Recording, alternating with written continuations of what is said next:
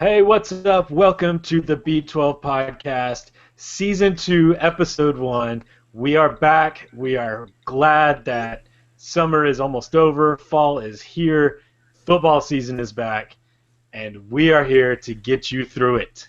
We're here to make you laugh, maybe make you cry, depending on how your team does and if you're a fan of Iowa State or Kansas. And anyway, we are here to talk about the summer, big news in the expansion arena, uh, talk about potential candidates coming into the Big 12, and then we will preview each game. We'll get into some a little more in depth for the big games. We'll leave out. I mean, it's non-con. Who cares about some of these games? We're just glad football's back, right, guys? Oh yeah. With me, as always, we have Mr. Garrett Sauls joining us again. Welcome back, Garrett. We're glad you're here. And Mr. E.J. Hayes, my one and only partner in crime. I don't know why I said that. That's weird. You have several partners in crime, but I do have several partners in crime. But I'm glad you thought of me first. If I were in jail, you would probably be the first one I'd call. Well, I appreciate that. So let's get into it real quick. Long summer, long off season. Big 12 expansion seems to have been a hurry up and wait game big time.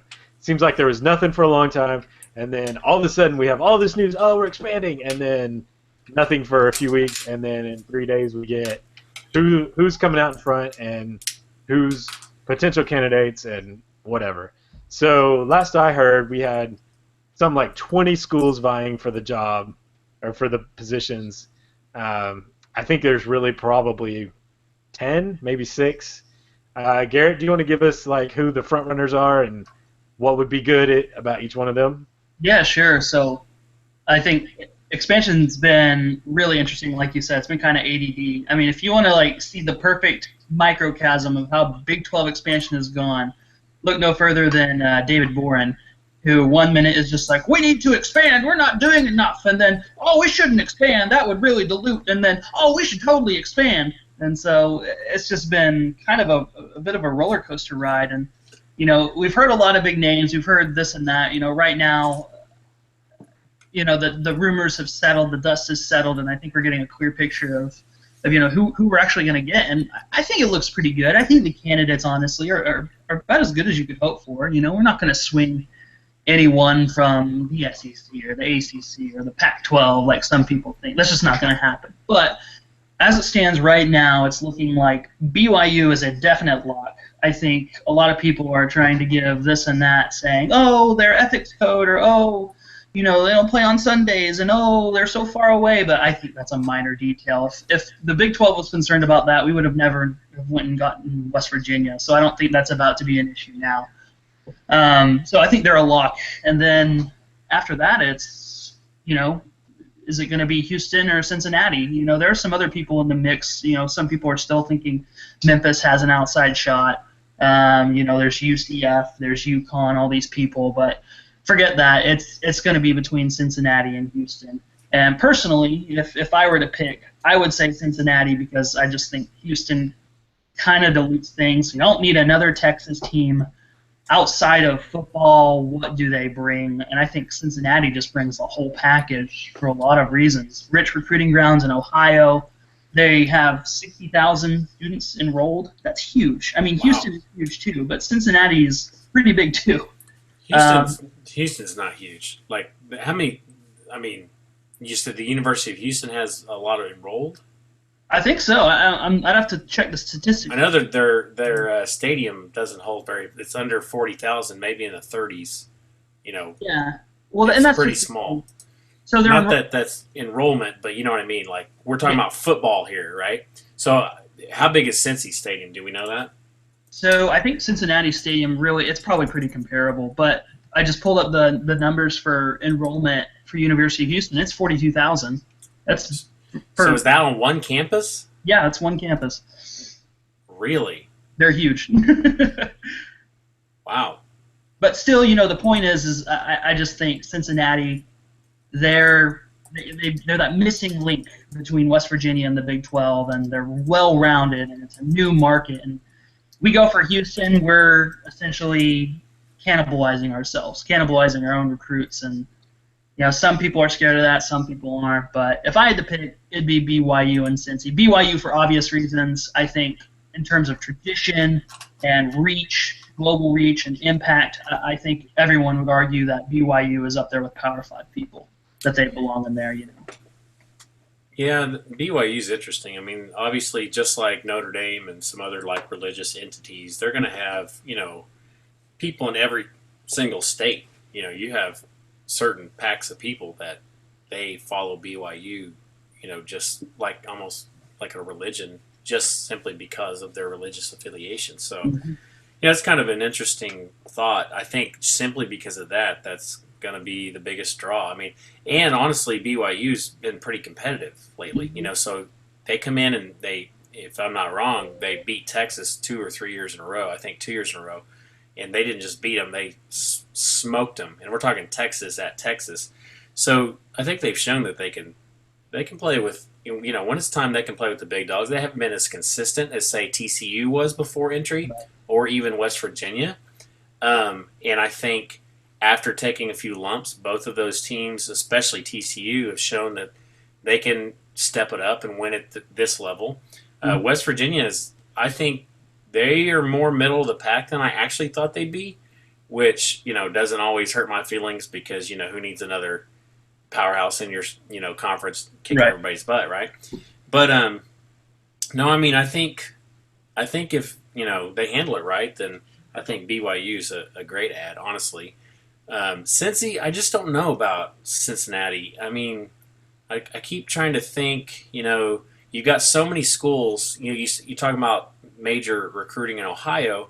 It's like, does a player that like is in like a high powered offense or likes running gun type stuff, does he see Cincinnati as like the alternative to the Big Ten or something like that allows them to not go play smash mouth, crush your face off, kill your body over the next however many years, and versus go throw the ball around and have some fun? I don't know. Is that a perception? Is that something that would actually enable us to get some of these fast guys? Much like Oregon has pretty much got every fast guy in the Northeast or whatever. I don't know. That could like revolutionize their situation, especially if they got on board with the the Big 12 style of football. That could be very interesting.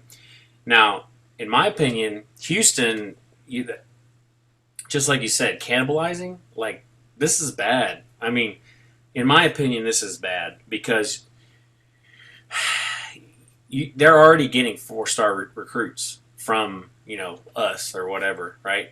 And it's just one of those things. Is just like the idea of like the Baylor, right? You go from basically bottom dweller, you get the right people in there, and all of a sudden you're somewhat of a powerhouse in that conversation in the Big 12, and then all of a sudden, Cincy's building a new Houston's building a new stadium, and they're, basically on par with all these other guys. And now you've got another school, big time school, that has somewhat of a pretty good history of winning. Now, they've already got momentum, in my opinion, on that side anyway. So basically, you're just giving them the keys to becoming an equal.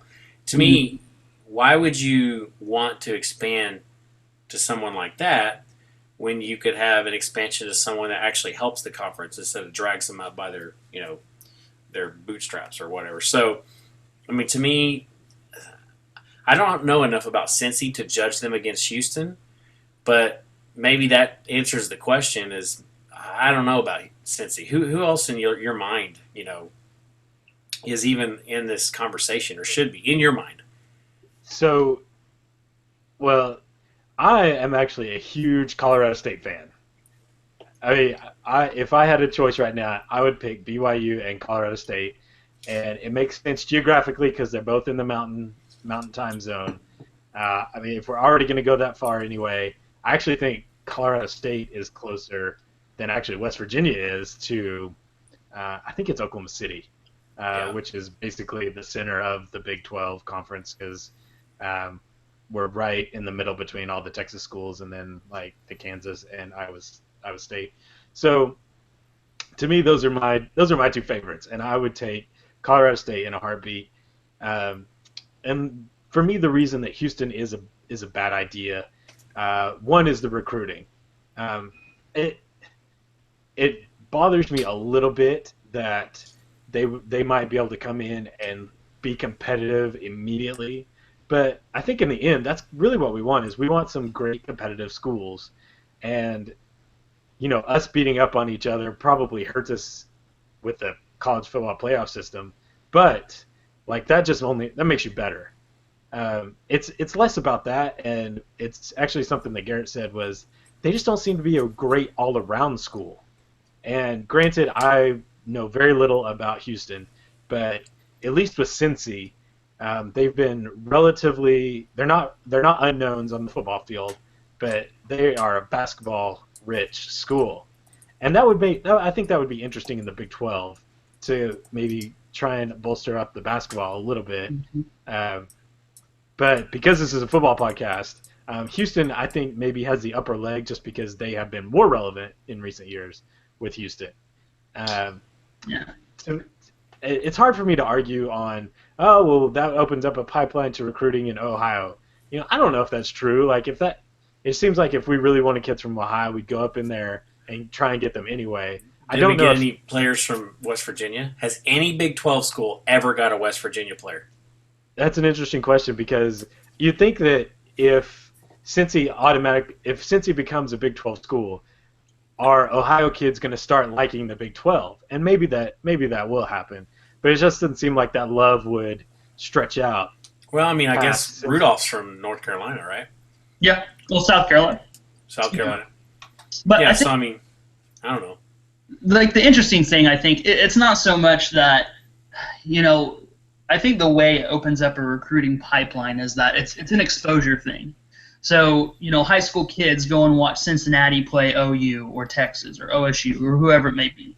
They get exposed to that style of play, whereas they would previously be watching the Big Ten style, the super grind, slow snoozer style, or the AAC style, whatever that is. So Yeah. I think it's an exposure thing, and if you have a fast kid or a wide out who says I want to go play in one of the high flying offenses in the Big 12, where they see a Baylor or OSU or TCU come to Cincinnati and they're like, wow, I've never seen an offense like that. I'm sold. Because recruits, it's a lot of times whenever they visit a place or they watch a game, that's when those impressions are made. And so I don't think it's so much as a recruiting pipeline in that our coaches are going to go in and hit hard and go talk to kids and blah blah blah. I think it starts with the kids seeing the actual football.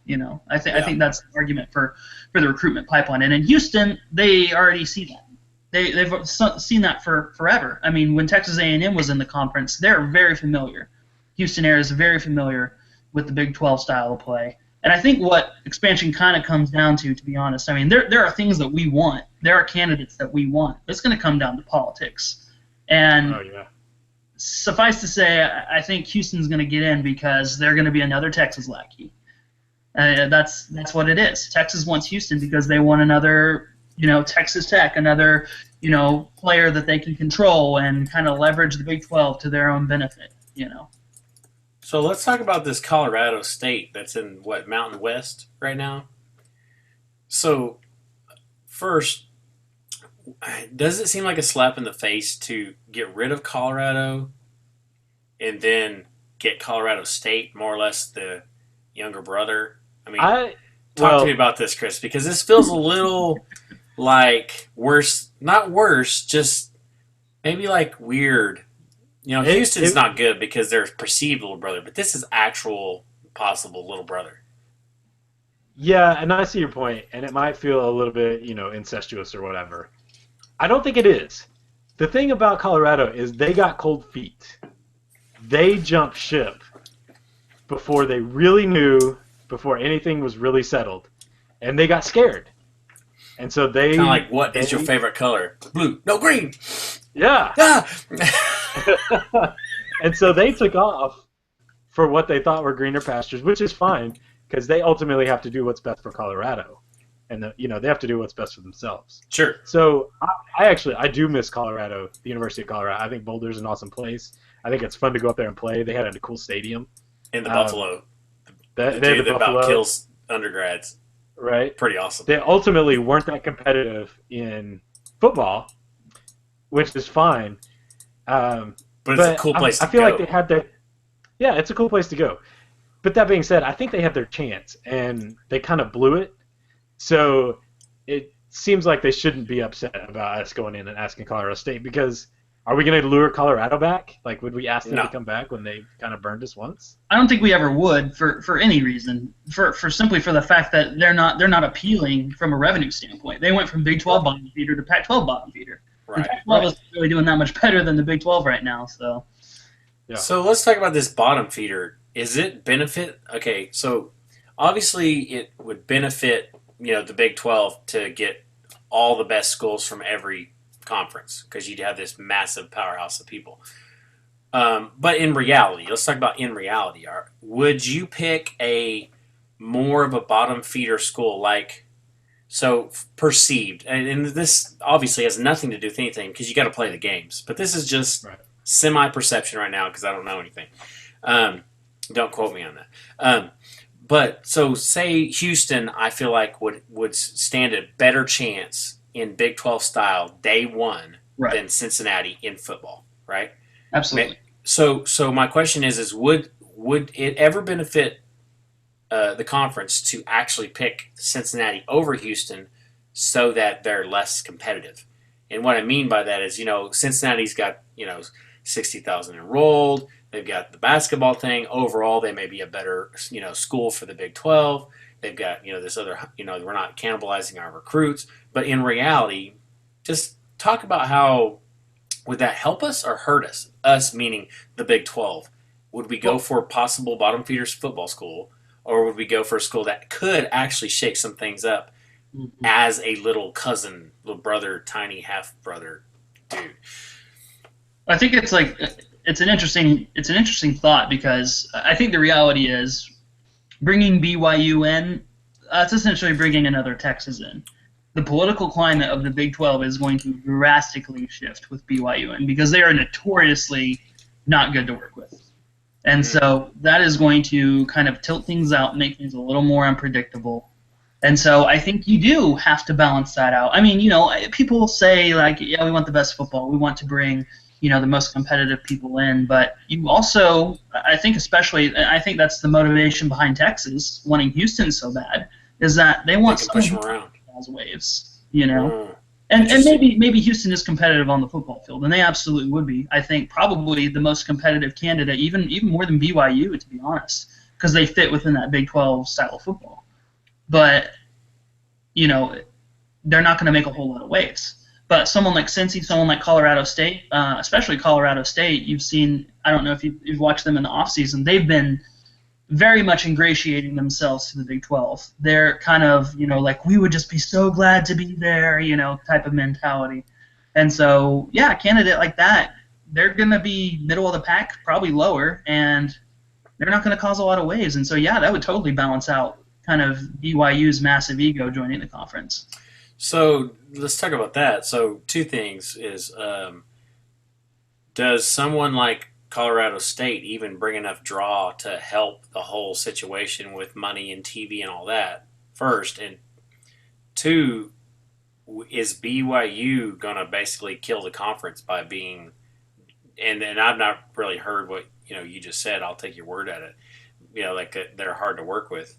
I can just see that kind of. I guess you're coming from just them dictating what's going to happen from a scheduling standpoint, or Yeah, where's that predominantly. coming? Yeah. So would that be a thing where you wouldn't want them because it could in theory break the conference up? Because if you get another Texas that basically throws its weight around, that could be potentially bad, especially if they don't want to play ball, if you will, with the conference. The whole point is to make the conference better. Right. And I don't know that that's always been the number one goal of Texas. You know what I mean? I think their number one goal is Texas, and every school is their own number one goal. But you know what I mean? I feel like at least OU and OSU hate each other, but I believe that they stick together in things like Yeah. this. Politically, they do. Yeah, yeah, absolutely. I think they do at least. Yeah, I think it's interesting because I think expansion in general is a desperation move, right? And so we need to. I think the theory is we need to find who the best candidates are, and I think BYU is arguably the best that's out there. But I think the reason why isn't necessarily because of how they are on the field. It's all about money. I think that's the primary driving factor behind all of this is who's going to bring the most money. BYU will absolutely bring the most money out of any candidate just because of their alumni network, how huge they are, and for the reasons you mentioned, how big they are. So how come nobody else has got BYU in their conference yet?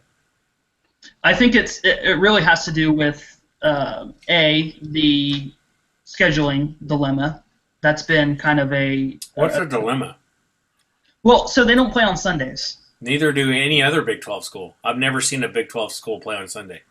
Oh, well, I think it's not a football issue. It's the other sports. Basketball, baseball, wrestling. It's baseball. It's everything. And so when you have 15 other sports that, especially with something like basketball, you're playing Sunday games. Baseball, you're absolutely playing Sunday games. So how big a deal is it to just move your schedule that week?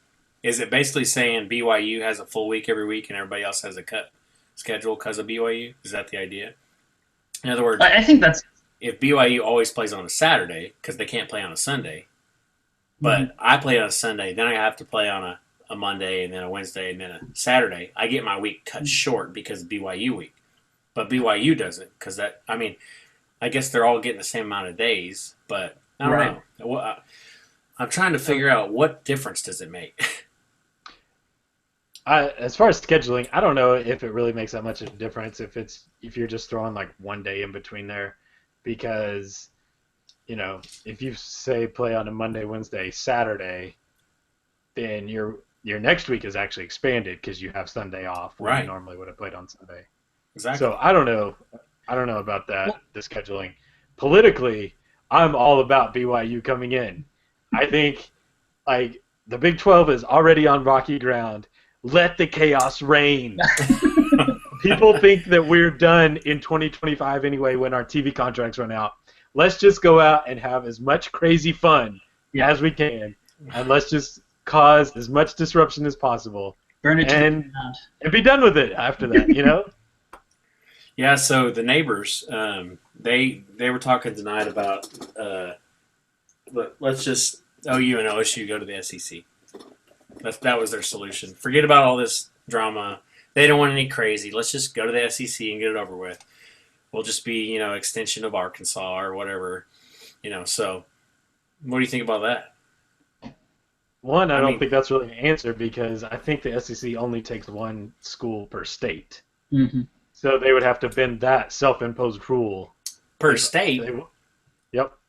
Well, that's been the expansion policy. That's not to say Mississippi State. Those Auburn, Alabama. Yeah.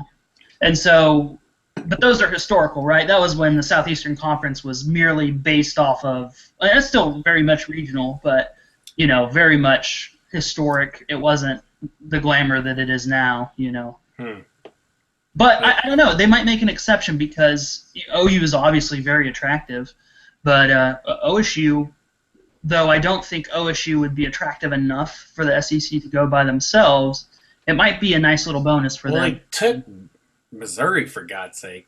Oh, yeah. And A&M. Yeah. Which I just wonder if in 2025, when all the Big 12 teams are up for grabs, like OU will look much better than OSU. But if we were to enter now, like the SEC may take OSU because we're semi-relevant nationally. Yeah. So I think the that's same reason they took A&M. It would have to be with OU. I don't think OSU on its own would go to the SEC. That's not to say I don't think OSU on its own couldn't go into a Pac-12. It wouldn't go in a Big Ten. That probably wouldn't be a fit because the Big Ten's kind of snooty.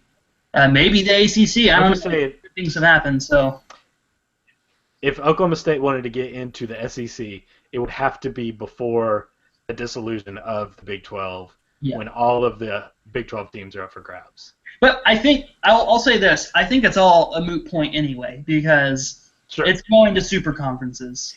Yeah, that's the other point is, okay, let's go to the SEC. Well, we're not really the SEC anymore because now we're 4 divisions of some SEC teams and some Big 12 teams. Mm-hmm. So it's like you're even breaking what the current SEC is. I mean, at some point, Right. you're just the ESPN conference. Mm-hmm. So at that point, you stop naming everything and just have the good ones and the bad ones, and then the good ones get money and the bad ones don't. Mm-hmm. Legends and leaders. The Big Ten naming conference. But I think you made a good point. Like, look, really, until those contracts end or until super conferences happen, whichever happens first, or whether they happen at the same time, it's everything right now is just a money grab. It's just every conference, every person, especially the Big 12. Let's just make as much money as we can before we have to change. So that actually brings up an interesting point with the TV contracts.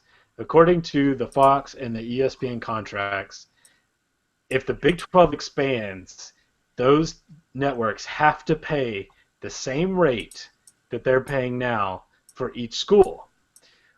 And as far as I know, ESPN has threatened lawsuits against the Big 12 if they decide to expand, saying that it will water down the product. But wait, there's verbiage in there stating what will happen if they expand, and they sign the papers. Right. But they're going to sue because they don't want to water down. Now the problem is okay. So who was televising, BYU games before? I think they have their own network. Was it not ESPN?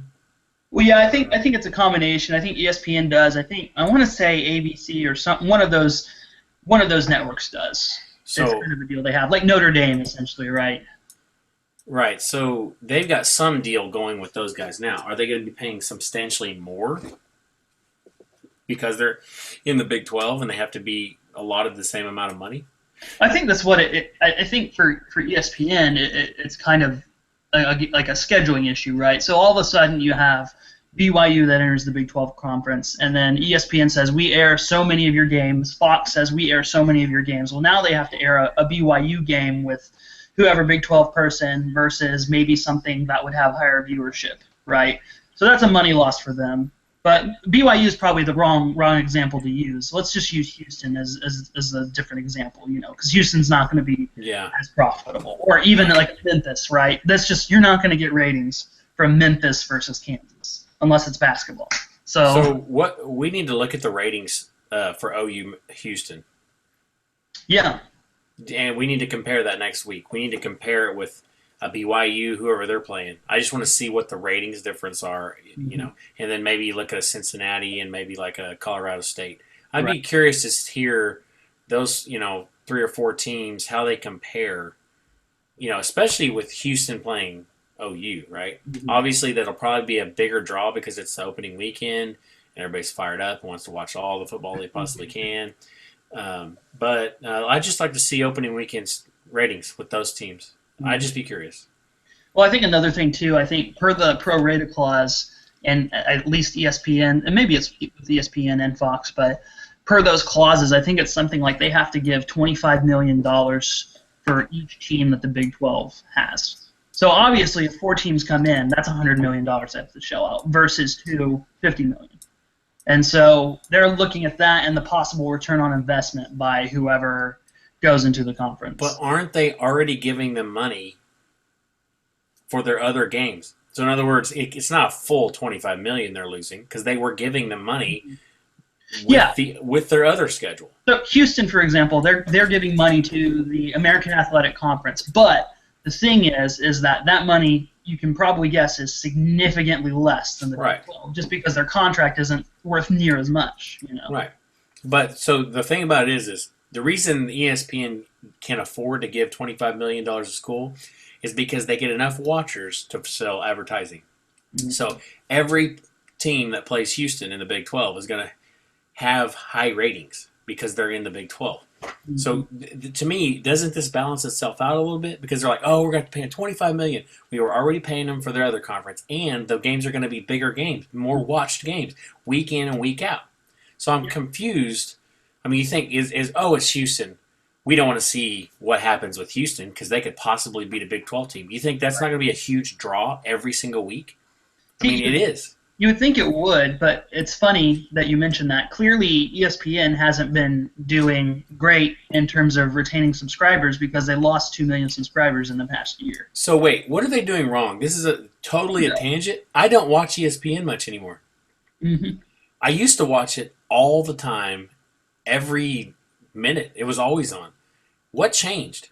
I think the biggest thing, and this is just from the Big 12 perspective, is that you get tired of them on SEC bullcrap. Yeah, and you get tired of them influencing the polls or influencing their systems or influencing, because let's not act like media and their perception of us doesn't influence what happens in the playoffs. That's true. You get tired of hearing the BS on game day and all that stuff. I just stopped watching it. It used to be fun to watch. It's not fun to watch anymore. Right.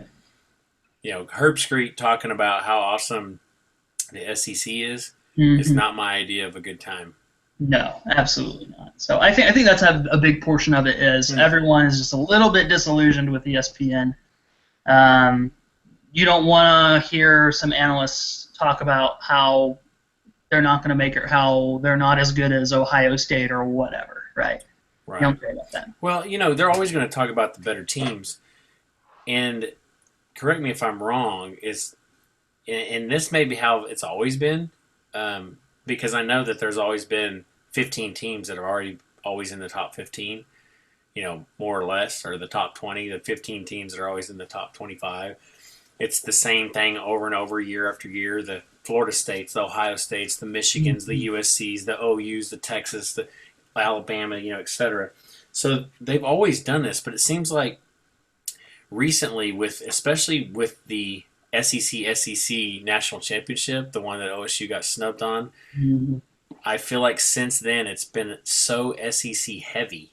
And I don't even think that, you know, that's played out game wise. Yeah, they've won some national championships. They've had some good teams, but the bottom half of the SEC is as bad as anybody's teams in the, you know, in the whole nation or whatever. But yeah, that it's just, I guess you're right. You just get tired of hearing the bias, the clear bias, and it. I think another thing that happened was the rise of digital content. So now we can stream our games or watch other types of content. Well, Fox. Other providers, yeah. And Fox has really stepped up their game in the last couple of years. But now we can get all this stuff on the internet, so there's no reason to have your TV on channel 31 or whatever it is for 18 hours a day. So you think ESPN's just now getting around to film the burn of the internet? Oh, sure. Yeah, I think they have been for a few years now, and they're actually, I think they were slow on the uptake, but they are quickly getting their content out there. Like they are leading, I think, in some parts of the digital revolution, but they still need you to pay for it, and they can't make that through, you know, playing 15-second ads before. So we're kind of getting off a little off topic here, but real quick, if you had to choose either 2 or 4 teams to come into the Big 12, which 2 or 4 would you pick, and why would you pick 2 or 4? The problem with 4 is why I'm going to say 2. The problem with 4 is I just don't think there's 4 good teams out there. I mean, we talked about the even remotely possible teams, and then they've interviewed 20 or whatever that had no remote possibility of never doing that, getting in or whatever. So I think you only really have 2 options, and at this moment, you know, we missed the ball on several good schools like, you know, Louisville or you know guys like that. I mean, I think Cincy and Cincy because the basketball balance, and I think BYU because of the Mormon stretch. I mean that's me. It's got to be 2. That gives you divisions. That gives you a championship game. That gives you the argument of the championship game, playing another game at the end of the season where everybody else is playing. That gets you in the playoff possibly every single year. And then, that raises the question of having a rock and a hard place with 4 spots in the playoffs and 5 major conferences. So I don't know if it helps you any, but at least you don't have that, you don't have that issue looming over your head anymore. Yeah. So I'd say 4, and the reason why is maybe a little different. I'm not so worried about the conference being watered down, because the reality is you look at every conference, you look at the SEC, kind of like EJ was saying, you look at the Pac-12, you have your bottom feeders. We have our bottom feeders in the Big 12 already, but I think the reason why I would add 4 teams is because we can go back to divisions finally, and we can actually stand a chance at having a team go undefeated and get in the playoff finally, and we can get a legitimate championship, not some weird round robin, then let's do a championship and rematch thing happening. And so I think just for the sake of divisions, yeah, let's add 4. And those 4, to me, I think adding 4 kind of makes everyone a little happier, because you can add BYU, the obvious choice. You can add Houston, keep Texas happy. You can add Cincy, bridge that gap between West Virginia. And then you can add Colorado State, who's a good all-around pick and would also kind of bridge the gap between BYU and others. And you're getting the Houston market more, you're getting the Denver market, you're getting the Cincinnati market, and you're getting essentially every Mormon in the world. So, I mean, that's kind of world domination thing, right? You're expanding your reach quite a bit. And I think when you do that, you're going to have more buy-in into the Big 12. And I think maybe, just maybe, that will be the best thing to change the perception of the Big 12, because you're already having millions of more people having a vested interest in your conference and rooting for your conference. And so I think that's great. And I think from a scheduling standpoint, the new non-con Power 5 rule, so you add these teams, which would be quality teams that you're playing, and then you still have to go schedule another Power 5 conference. And you're reducing, essentially, maybe, hopefully, the amount of Power Puffs you have to play, because you would hope that each of these divisions would play 1 or 2 teams from another division, right? Just, Yeah, so that is arguably an excellent point of the whole situation is, does Alabama have an easier path to a national championship? Even though they have to play a championship game, they don't have to play as many hard teams as the Big 12 does with the round-robin situation. You're exactly right. And I would argue that that's true, because every single game, yes, it matters if you lose to LSU. Yes, it matters if you lose to Auburn. Yes.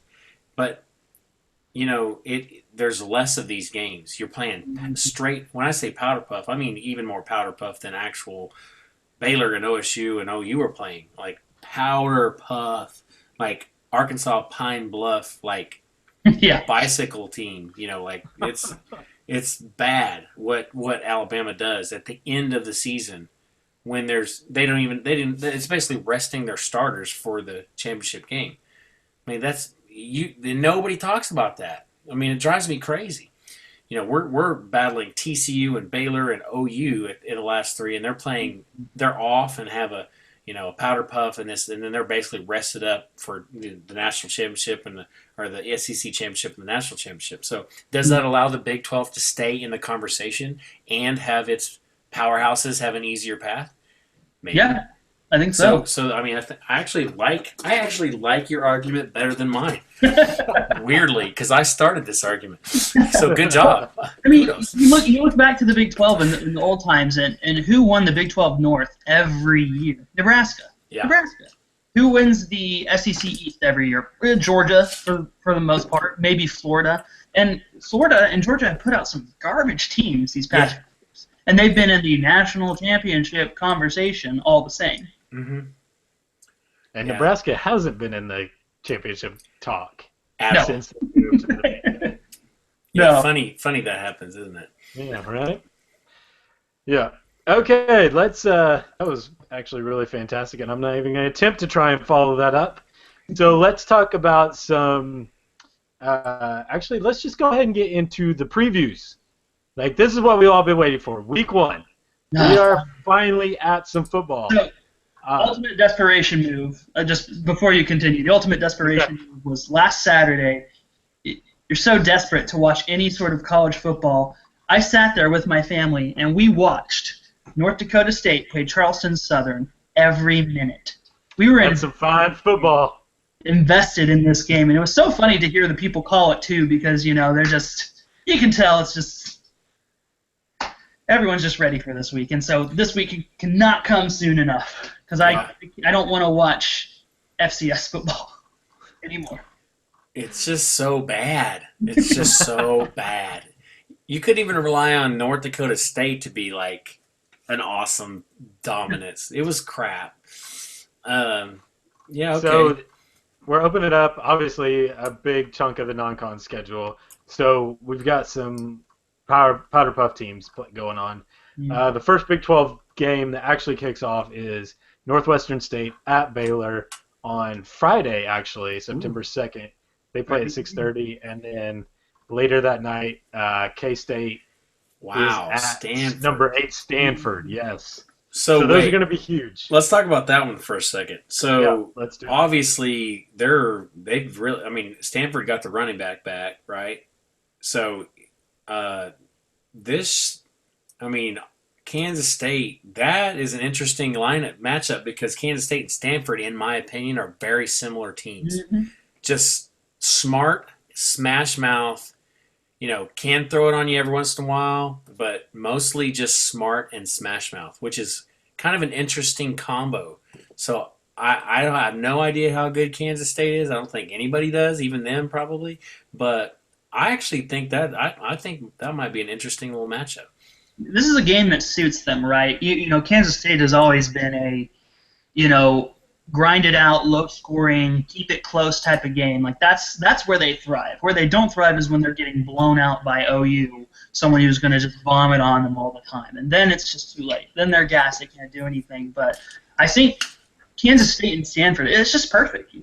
Stanford returns Christian McCaffrey, who's the best running back in the country. Sorry, Leonard Fournette, you're not near as good. And I think they're going to be definitely the ones who win the Pac-12 again. But I think the question is since this is such an early game, I think Kansas State, especially with the Wizard at the helm, has a real big chance to kind of make an impact and maybe upset them. It's at Stanford, so I think Stanford's going to win still. But definitely, as anyone has learned, you never sleep on the Wizard. So I think you have to give the edge to Stanford a little bit, yeah. But this is why you play the games, because K-State can pull something out. Just like you said, you never sleep against the Wizard. Mm-mm. And I always feel uncomfortable betting against K-State. Absolutely.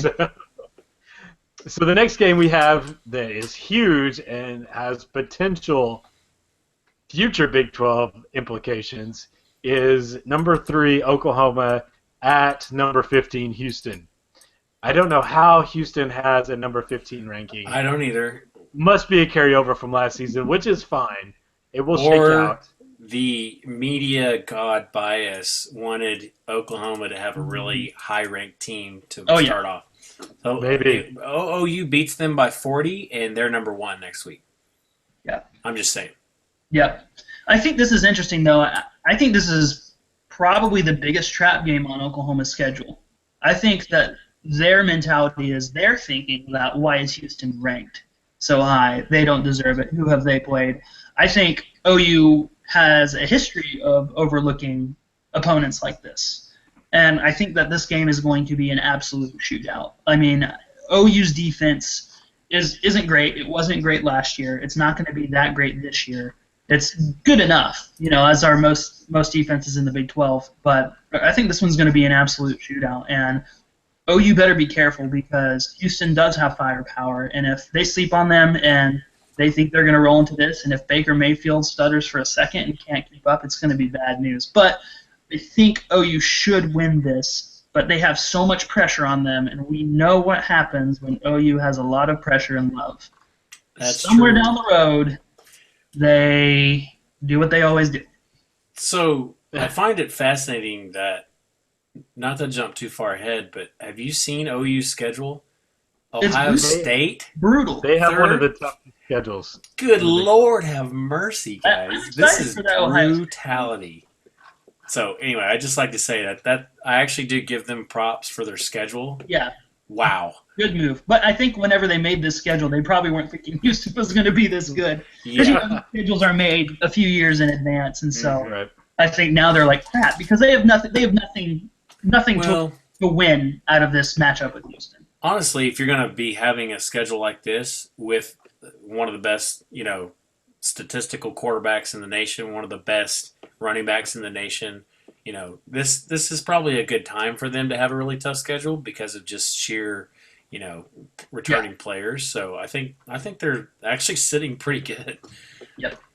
They just got to get past Houston. So, They do. Yeah. They have to win this one. They can lose against Ohio State and make it into the playoff, but they can't lose this one and make it into the playoff. And Houston, they're thinking this is their tryout for the Big Yeah. 12. They win this one, they've got to be a shoe-in.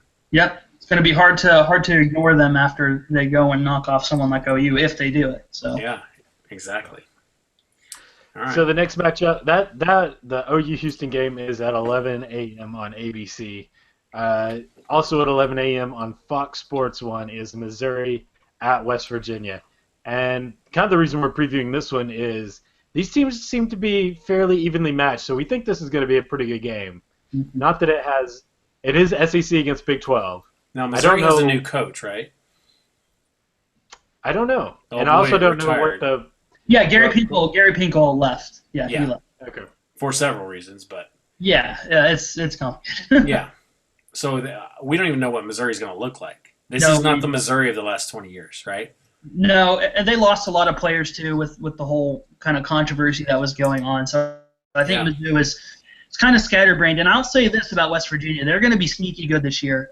They actually, I thought Texas Tech's Lauderdale, their running back, led the Big 12 in rushing last year, but Wendell Smallwood edged him out by a few yards. And they returned Wendell Smallwood and Russell Shell.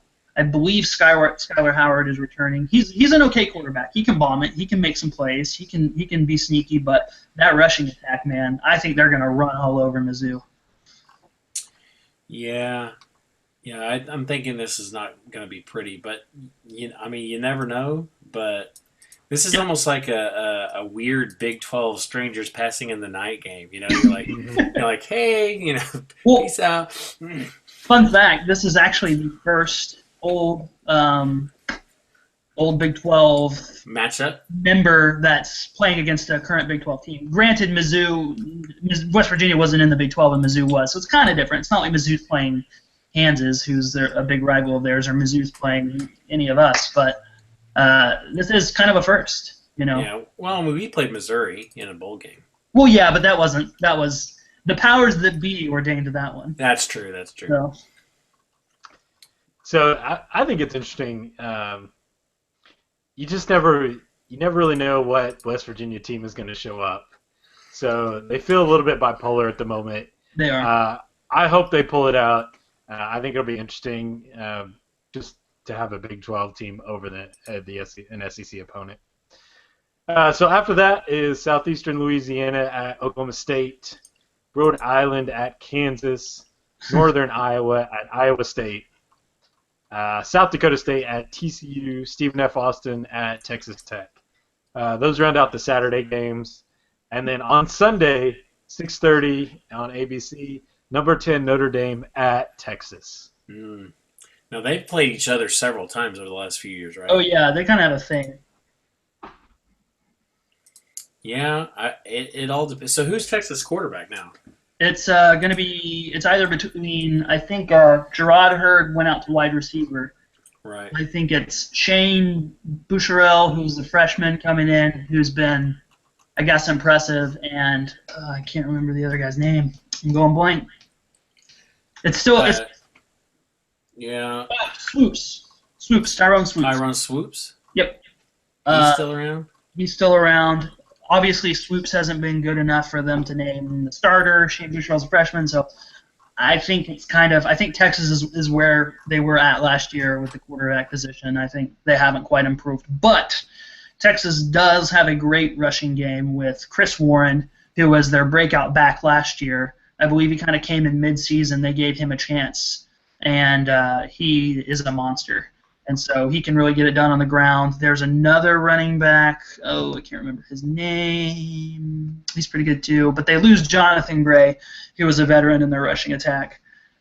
So I think on the ground, Texas is going to be tough. It's a good matchup again. Notre Dame's very much the same way. I think Notre Dame pulls it out just because Texas isn't. They're not the Texas of old. They haven't quite rebuilt yet. But I think it'll be a closer game than people expect. I think it always is, and Notre Dame's always a little overrated, so it'll be an interesting one.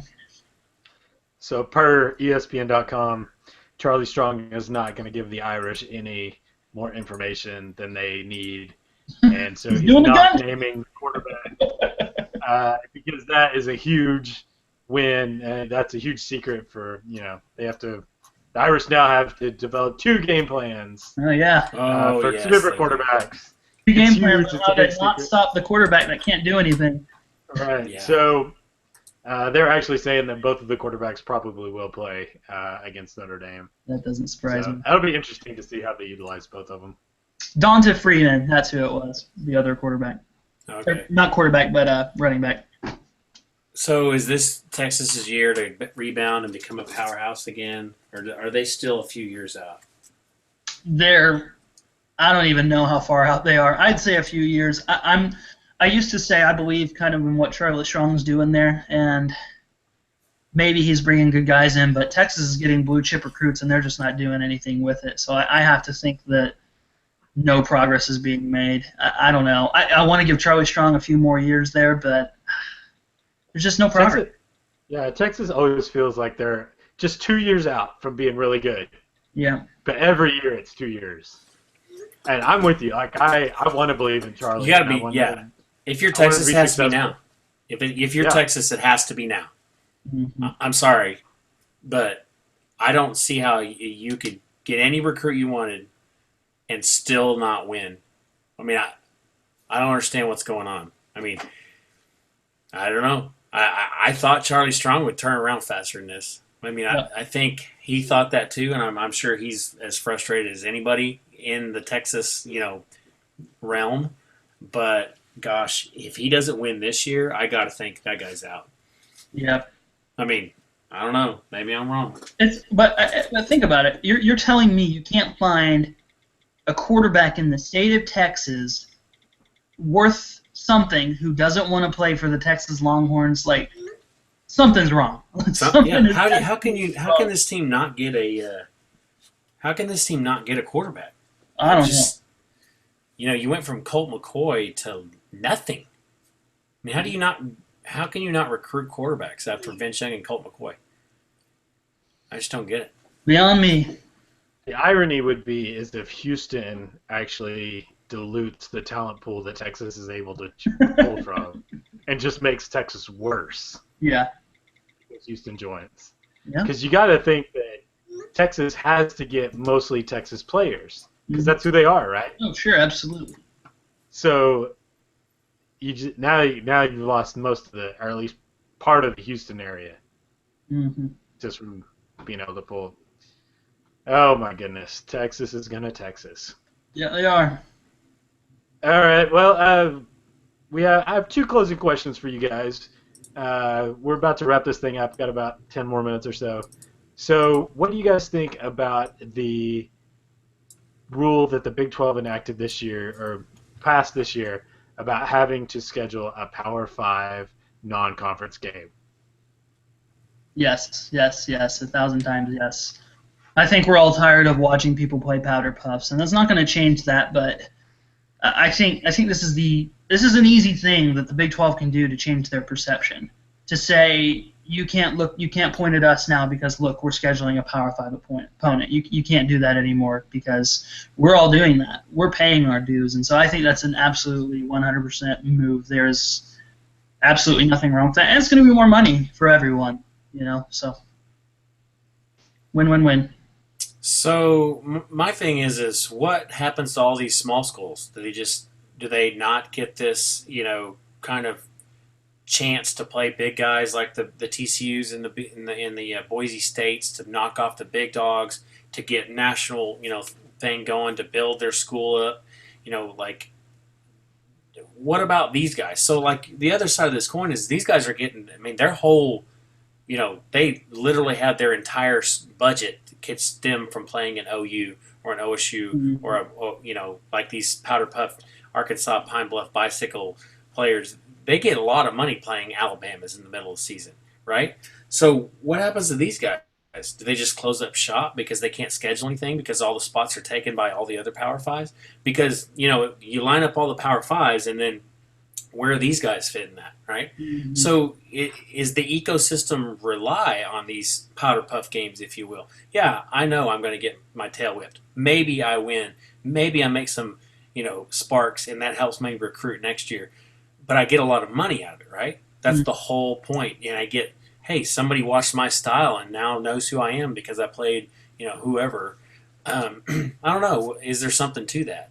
I think it's a good thing for the Big 12 because you have these Baylors that basically allow themselves to more or less practice 7-on-7 with these guys and just get so, tuned in. Everybody does it, but Baylor, I think, took it to a new level and said, hey, we're going to take care of business in the regular season, which they never end up doing. But, I think it could help Baylor, like the Baylor of the past. We don't get into the Baylor of the future because I don't know that it even means anything anymore. Maybe the Houston is the Baylor of the future.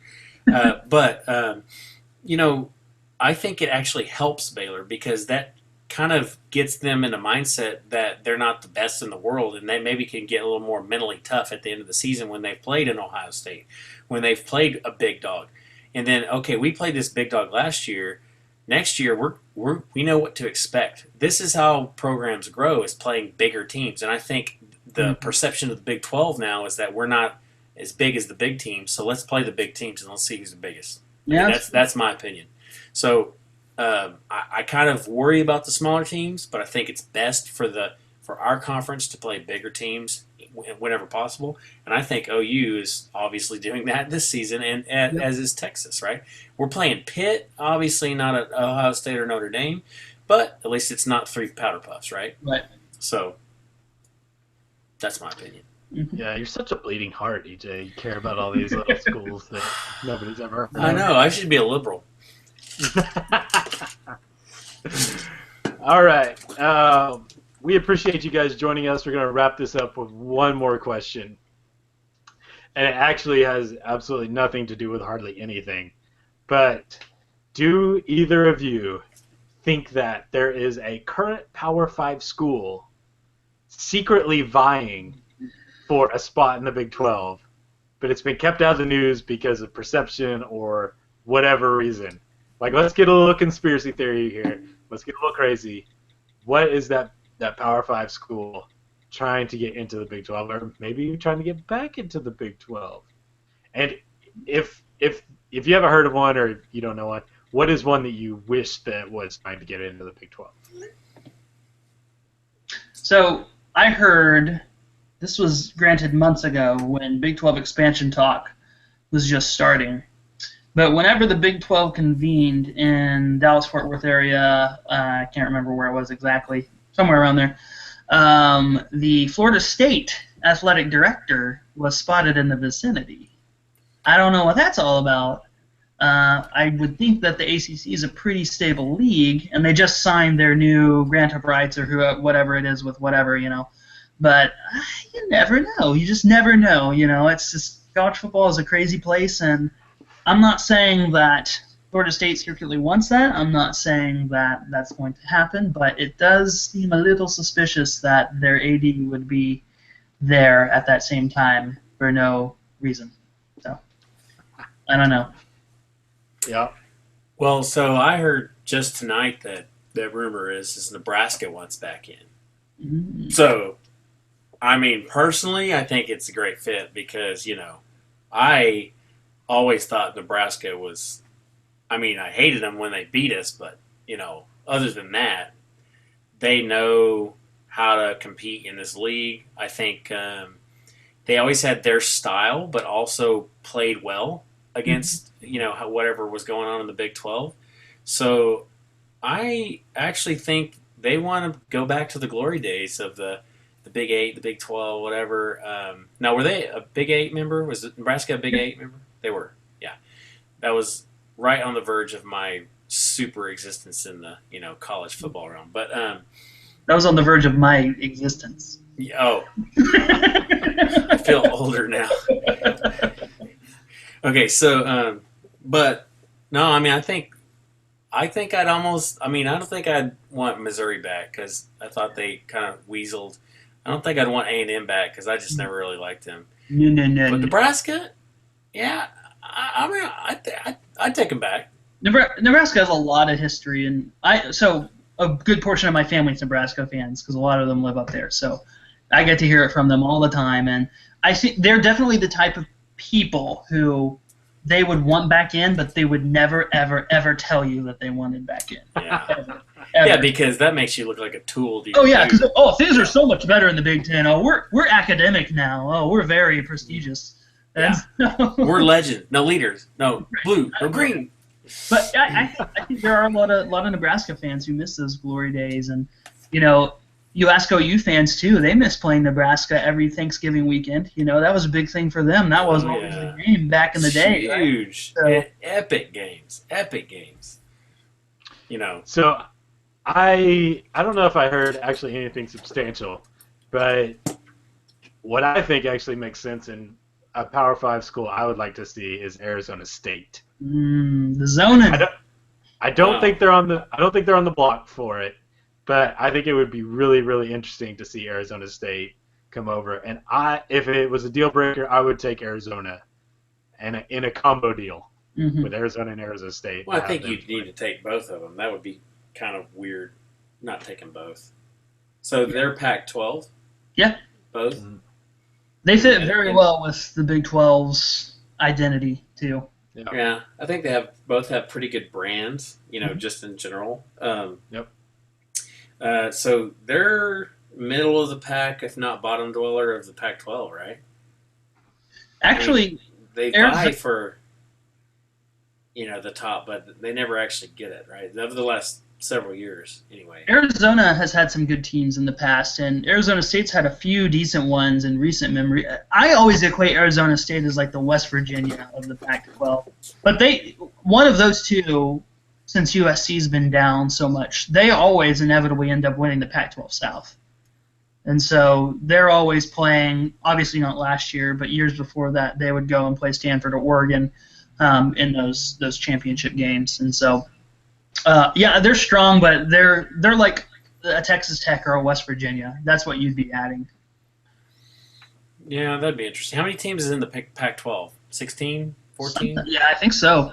And from what I hear, the Pac-12, there's a lot more turmoil going on there than they let on. There's this kind of – they're really not doing much better than the Big 12 from what I understand. And so maybe, just maybe, So is the nation talking about the Big 12 expansion, or is it just us? I mean, because honestly, I haven't turned on ESPN in so long, just out of sheer no time and children. But, I kind of get my news from, social media, if you will. But obviously the people that I follow are kind of in the Big 12 realm, not necessarily the other realms. What is the media saying about the Big 12, expansion? What ESPN especially, what do they say? I don't know what kind of sustained coverage that we're getting, but I know that we are making some very interesting splashes across the country. Mm-hmm. I read this one article about how UCLA and USC should at least consider joining the Big 12. Oh, that'd be crazy. That'd be kind of awesome. Yeah, right? Dude, I'd pass the Dania once every 2 years. Heck yes. That'd be awesome. Dude, yeah. I'm in. It got some attention. I think it was mostly with UCLA, and I think most UCLA fans were like, they kind of said that would never happen, but... Oh, that's kind of like the Gundy thing. Yeah. He's like, but pay me more. Yeah. Yeah. Right. And I think part of that goes back to the Pac-12 network not really panning out like they thought it was going to. Things aren't as rosy as they thought they were going to be, a few years ago. And so I think there's a little bit of, people are a little bit disgruntled at the moment. Whether that translates to people jumping ship or not, I kind of doubt it. But it would be interesting. It's interesting to talk about. Yeah. All right. Well, I think that wraps up season 2, show 1 of the B12 podcast. Thank you guys so much for joining us. EJ, Garrett, thank you guys for joining us. It was a lot of fun to get back into this. We are coming at you hopefully every week as we get back in the groove of this after several months off. Be sure to subscribe to our YouTube channel. Check out our website, b12podcast.com, where every show matters. Awesome. All right, Unless we expand to other sports. And then we dilute the whole, until we get way more people on here, and then we just dilute the whole product. Yeah, exactly. Yeah, that's what it is. All right, thank you guys for joining us, and thank you for joining us as well, and we will see you next time.